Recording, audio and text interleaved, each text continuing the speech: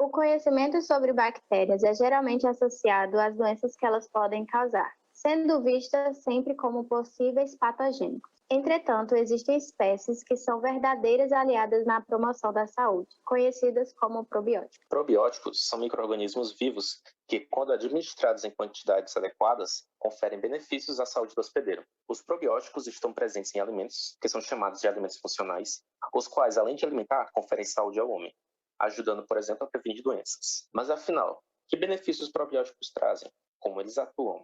Eles podem ser perigosos? Existe um mercado dedicado a esses micro-organismos? Eu sou Murilo Souza. E eu sou Laisa Sandi, e esse é o Engenharia de Quê?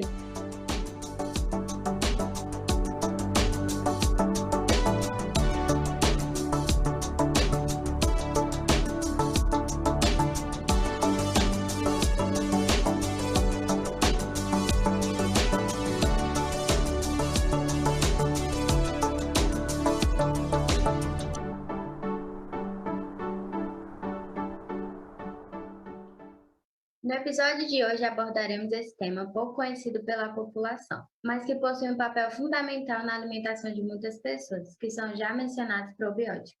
O nome probiótico significa pró, a favor, e bio, vida, ou seja, a favor da vida. Logo, esses seres vivos geram um impacto positivo no nosso corpo. Para nos ajudar a entender o assunto, convidamos a pesquisadora e doutora Laura Bruno, que possui graduação em Engenharia de Alimentos pela Universidade Federal de Viçosa, mestrado em Microbiologia Agrícola pela Universidade Federal de Viçosa e doutorado em Ciências Biológicas pela Universidade Federal de Pernambuco. Por favor, Laura, se apresente um pouco mais para o nosso público. Boa tarde, é um prazer estar aqui com vocês, né? Eu sou engenheira de alimentos, como vocês falaram, e hoje eu trabalho com microbiologia, principalmente com bactérias do ácido lático. E vamos falar um pouquinho, né, sobre probióticos. Eu vou tentar esclarecer algumas dúvidas que vocês possam ter. Obrigada por estar aqui com a gente nessa conversa. E para dar início, eu queria que você pudesse esclarecer o que são probióticos e qual a sua importância. Bom, probióticos são micro-organismos vivos que, quando administrados em quantidades adequadas, conferem benefícios para a saúde do hospedeiro. Mas para um micro-organismo ser considerado probiótico, ele tem que atender a algumas características. A primeira característica é se conhecer exatamente a identidade do micro-organismo, tá? Quem é esse micro-organismo? Eu vou dar um exemplo para vocês. Uma das bactérias probióticas mais conhecidas é a Bifidobacterium animalis subespécie lactis. Existe uma variante dessa bactéria que foi registrada, chama BB12. Então, essa bactéria está totalmente identificada. Se sabe o gênero, a espécie, a subespécie, e ela ainda tem uma marca registrada pelo fabricante dela. Essa bactéria tem um caráter reconhecidamente probiótico. Outra característica que essas bactérias possuem é que elas têm que estar vivas, têm que estar viáveis. Então, a pessoa consome, ingere o alimento no qual as bactérias estão e a bactéria probiótica está. Esse alimento e essa bactéria percorre todo o trato gastrointestinal e ela precisa chegar viva no intestino, que vamos dizer assim, que é o local final onde ela vai ficar.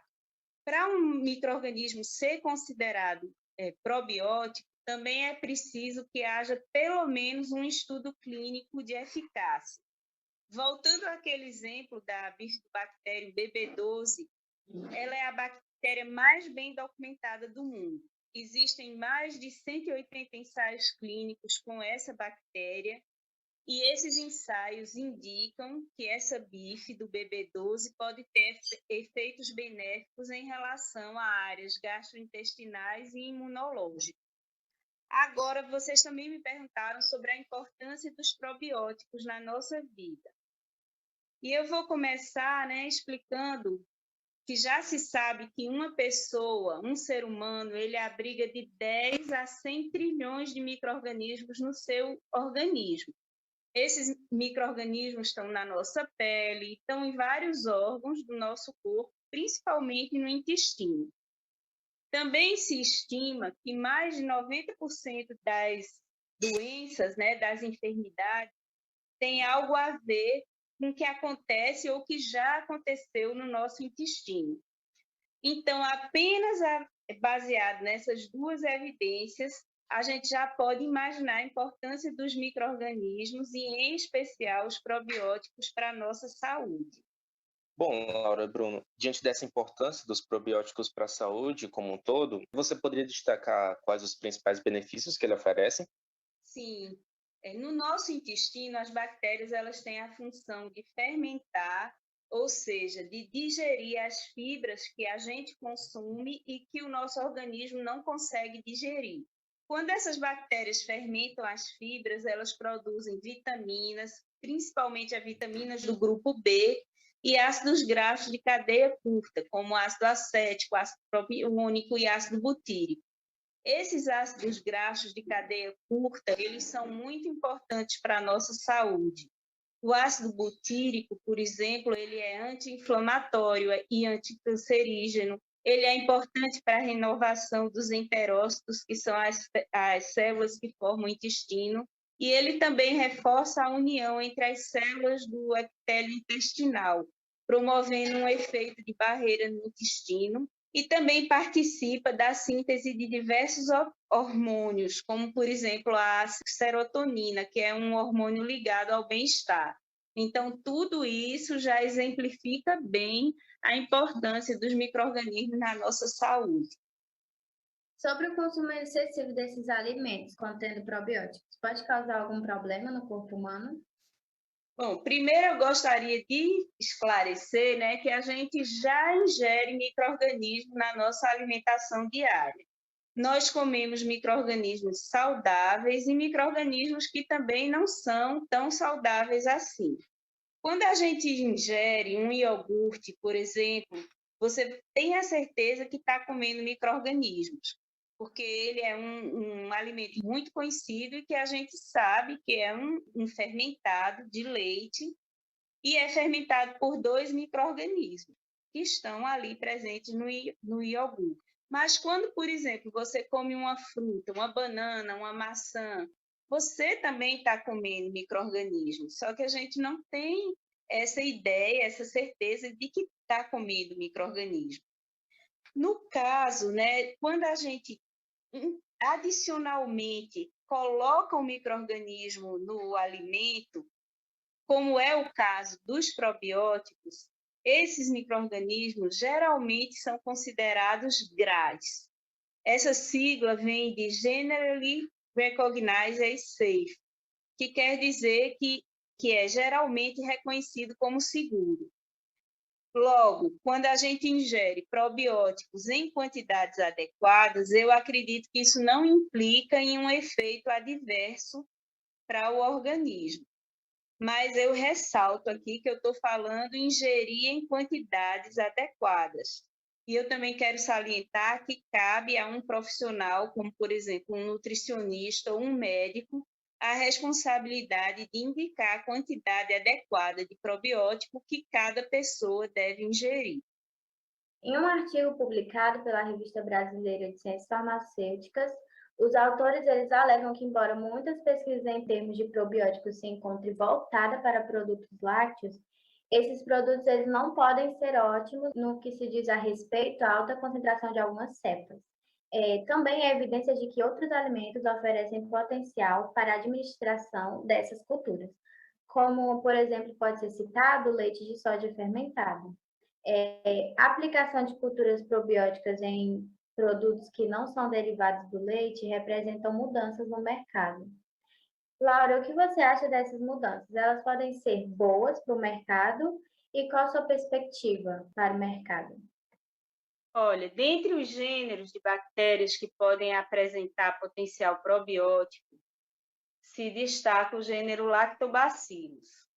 Muitas bactérias que estão presentes naturalmente no leite são do gênero Lactobacillus. Mas os lactobacilos, eles não são exclusivos de produtos lácteos. ele também está presente em outros tipos de alimentos, como, por exemplo, legumes e frutas. Então, considerando também que hoje há um grande número de pessoas que, ou por problema de saúde, ou por decisão própria, não querem consumir alimentos de origem animal, eu vejo muito positivamente a busca de outras matrizes alimentares para veicular os micro-organismos probióticos. E eu acredito que esse é um mercado em expansão. Diante disso, Laura, no mercado comum, encontramos alguns produtos bem conhecidos como leite fermentado e iogurtes. Porém, com a descoberta e criação de outros alimentos funcionais contendo os probióticos, isso pode resultar em produtos mais caros. Caso haja chances, como o mercado poderia torná-lo mais acessíveis? O preço de um alimento, quando ele chega para nós que somos os consumidores finais, ele é composto por um conjunto de variáveis, que inclui a qualidade da matéria-prima, a tecnologia de fabricação, a logística, desde a saída da fábrica até a prateleira, onde o produto vai ser exposto. No caso de produtos que contêm micro-organismos vivos, um dos fatores para manter esses micro-organismos vivos é a temperatura. Essa temperatura baixa vai ajudar a manter a viabilidade do micro-organismo por um determinado período de tempo, evitando que ele se multiplique em demasia e estrague o produto. A necessidade de manter a temperatura baixa desde o local do armazenamento do produto na fábrica, passando pelos meios de transporte que são usados para distribuir esse produto até a prateleira do supermercado, é chamada de cadeia do frio. E a manutenção da cadeia do frio, ela representa um custo alto, e esse custo ele vai estar embutido no preço final do produto. Mas, quando a gente pensa em termos de melhoria de um produto, a melhoria pode implicar ou não em aumento do custo do produto. Se o aditivo, por exemplo, se um aditivo mais caro, né, um aditivo, um ingrediente a mais é adicionado ao produto sem que haja nenhuma outra modificação no processo, o custo de produção está aumentando. Então, o produto vai ser mais caro. Por outro lado, se a melhoria ela suprimir uma etapa de produção ou ela diminuir um uso de energia ou diminuir o uso de um ingrediente, por exemplo, isso pode levar a uma redução no preço do produto final. Para completar, a gente tem que considerar também que tem diversos nichos de mercado, com consumidores que estão dispostos e outros que não estão dispostos a pagar pelos vários atributos que o produto final contém. Então, eu acredito que acaba havendo um equilíbrio entre a procura, né, o nicho do mercado, a tecnologia do produto e o preço final que ele vai custar.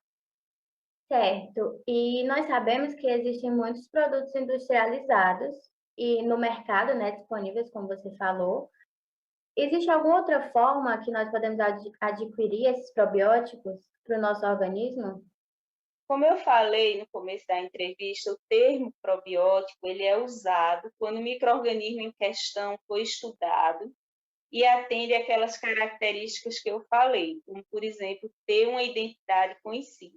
Quando a gente compra um determinado leite fermentado com um micro-organismo lá dentro, que eu sei quem é, que o fabricante declara, e que ele é considerado probiótico, eu sei exatamente que estou consumindo um produto probiótico. Só que existem alguns alimentos que são fermentados e consumidos há milênios e que são fermentados na própria casa da pessoa que vai consumir. E se sabe, né, que esses alimentos promovem muitos benefícios à saúde humana. Um exemplo é o kefir. O kefir ele é um leite fermentado por uma comunidade microbiana que está presente em grãos. Esses grãos são chamados grânulos de kefir. A composição microbiológica dos grânulos de kefir ela é complexa e é bem variável. Ela depende da origem dos grânulos, ela vai mudando a cada novo kefir que se faz. Então, nós não podemos dizer que o kefir é um probiótico no senso exato da definição que é dada. mas isso não significa que o alimento não possa exercer efeitos benéficos para quem consome. Então, consumir esses alimentos é uma forma de consumir produtos que têm um efeito probiótico, mas não necessariamente são industrializados. Bom, sabemos que medidas de controle são importantes para manter a segurança do alimento. Diante disso, quais as medidas de controle são utilizadas para garantir a qualidade dos probióticos? E existem riscos deles se tornarem patogênicos? As medidas de controle usadas para garantir a qualidade microbiológica de alimentos contendo probióticos são as mesmas utilizadas na fabricação de qualquer outro alimento, que devem ser produzidos respeitando as boas práticas de fabricação. Em relação aos riscos de um probiótico se tornar patogênico, eu quero frisar que muitos estudos são feitos antes do micro-organismo ser considerado probiótico e que o micro-organismo, como eu já disse, tem que atender a vários requisitos para ser considerado probiótico. Em relação à segurança, ele tem que alcançar o status GRAS, que é ser geralmente reconhecido como seguro. Também são realizados testes adicionais, como testes genéticos, testes de resistência a antibiótico e capacidade de inibir o crescimento de micro-organismos patogênicos, entre outros, garantindo a segurança do seu consumo. Então, eu acredito que é bastante seguro você consumir um micro-organismo probiótico quando ele, sim, é considerado probiótico.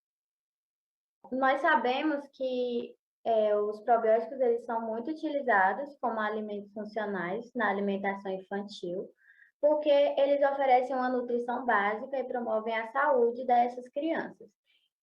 Segundo a Academia Americana de Pediatria, o uso desses probióticos ele se tornou mais eficiente no combate à cólica, diarreia e problemas intestinais em crianças. Qual a sua opinião em relação ao uso desses probióticos na alimentação infantil? Existe alguma ressalva quanto a isso? Esse tipo de proteção bem específica, ele é avaliado por uma série de estudos clínicos e geralmente associado a um determinado micro-organismo. Eu tenho conhecimento de que Lactobacillus reuteri é indicado para o combate de cólicas de bebês. Mas, nesse caso, o micro-organismo tem uma apresentação farmacêutica e é usado em função de indicação médica. Então, o que eu conheço é uma formulação, né, farmacêutica para ser usado. Eu particularmente não conheço alimentos infantis contendo probióticos que vão inibir, por exemplo, a cólica de bebês. O artigo presente na revista Ciência e Inovação pontua o uso de probióticos para o tratamento do quadro de intolerância à lactose. Diante disso, a intolerância é caracterizada por sintomas generalizados, tais como alterações de pressão abdominal, cólicas e diarreia. É decorrente da diminuição total ou parcial da atividade da enzima lactase, responsável por hidrolisar a lactose. O tratamento convencional envolve a retirada total ou parcial do consumo de leite e derivados e a suplementação com cálcio. Entretanto, estudos realizados recentes têm demonstrado que o uso de probióticos pode gerar uma melhoria efetiva da qualidade dos portadores. Laura, como os probióticos auxiliam pessoas com intolerância à lactose? Um dos testes que são utilizados para determinação de caráter probiótico do micro-organismo é a sua atividade de beta-galactosidase. Essa enzima, ela hidrolisa, ou seja, ela quebra a molécula de lactose presente no leite. Então, se o probiótico ele tiver uma boa atividade de beta-galactosidase, ele já pode contribuir com a diminuição do teor de lactose do produto. Além disso, muitos alimentos que contêm probióticos são alimentos produzidos por fermentação.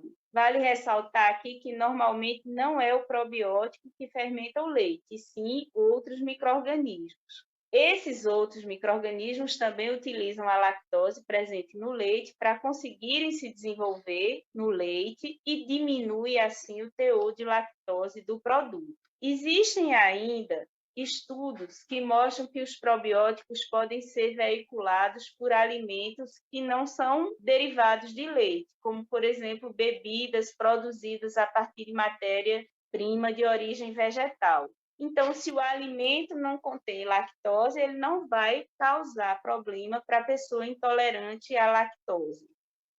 Tudo que eu falei até agora e estou falando é do ponto de vista de consumir o probiótico como alimento, ele sendo veiculado em um alimento, porque também existe o viés que é o consumo do probiótico em uma formulação manipulada, ou não. E aí é o profissional de saúde quem vai fazer uma prescrição para o paciente. Nós sabemos que os alimentos que contêm probiótico, eles são fiscalizados pela Agência Nacional de Vigilância Sanitária, do Ministério da Saúde. E qual a importância e como é feita essa regulamentação? Bom, como você mesma falou, né, é a Anvisa que regulamenta e libera em nosso país a permissão para fabricação e comercialização de alimentos. No caso de probióticos, a Anvisa possui um guia para instrução processual de petição de avaliação de probióticos para uso em alimentos. Esse guia, inclusive, a gente pode encontrar na internet. E ele aborda todos os aspectos relacionados à identidade, à segurança e eficácia que devem ser utilizados por agentes públicos e privados como referência para o cumprimento legislativo. Então, nesse guia se encontra detalhadamente tudo que aqui no Brasil, alguma empresa que está propondo usar um micro-organismo probiótico, que ela tem que provar que aquele micro-organismo passa por todas aquelas etapas, atende a todas aquelas necessidades, aquelas determinações que estão presentes ali na legislação. Diante disso, Laura, qual a sua opinião sobre os prebióticos? Eles são úteis para o organismo? E quais seriam os mais utilizados e talvez mais acessíveis? Os prebióticos, eles são o que a gente conhece popularmente como fibras, né? E são as fibras que estão presentes nas frutas, nos legumes, nos grãos inteiros, e que os micro-organismos que vivem no nosso intestino conseguem usar para se alimentar. Então, o consumo de probióticos ele é importante porque quando os micro-organismos fermentam essas fibras, eles vão produzir ácido butírico, por exemplo, que é importante em diversos processos, como eu já expliquei no começo. E também eles estimulam as células do intestino a produzirem muco. Assim, uma dieta rica em fibras, né, a camada de muco do intestino ela é mais espessa e esse muco mantém as bactérias longe do intestino, conferindo uma proteção ao nosso organismo. Certo. Um grupo de pesquisadores da Embrapa demonstraram que a bebida de castanha é um bom veículo para disponibilizar os probióticos para os consumidores que não podem ou optaram por não consumir produtos lácteos. Sim, é verdade. Nós utilizamos um extrato hidrossolúvel de castanha de caju como matriz alimentar para veicular micro-organismos probióticos. E nós verificamos que o probiótico estudado, ele se manteve viável por 1 mês nessa bebida mantida sob refrigeração, demonstrando que a bebida foi um alimento interessante para disponibilizar esse probiótico justamente para aquele consumidor que não pode ou não quer ingerir um produto de origem animal como o leite. Obrigada, Laura, pela sua participação. Foi essencial para o nosso esclarecimento. Se você tiver algo para falar para os nossos ouvintes, pode falar. Eu quero agradecer essa oportunidade de falar um pouco para vocês sobre um assunto que eu gosto muito e que eu acho tão importante, que são os probióticos. Espero que vocês também tenham gostado e fiquei muito feliz de contribuir com o podcast, com vocês, alunos da Universidade Federal do Ceará, num departamento que eu gosto tanto e admiro, onde eu tenho tantos amigos e tenho uma interação muito boa com vocês. Então, muito obrigado pelo convite e eu estou à disposição para, num próximo momento, a gente falar mais um pouco sobre esse assunto ou sobre um outro assunto da escolha de vocês. Esse episódio abordou a importância dos probióticos na nossa alimentação, uma vez que eles são importantes aliados na saúde em geral. Espero que o podcast tenha aberto a mente de vocês para mudanças positivas na sua alimentação, tornando-a mais saudável e nutritiva. Obrigada mais uma vez, Laura, foi ótimo. E obrigada a todos os ouvintes. E esse é mais um Engenharia de Quê?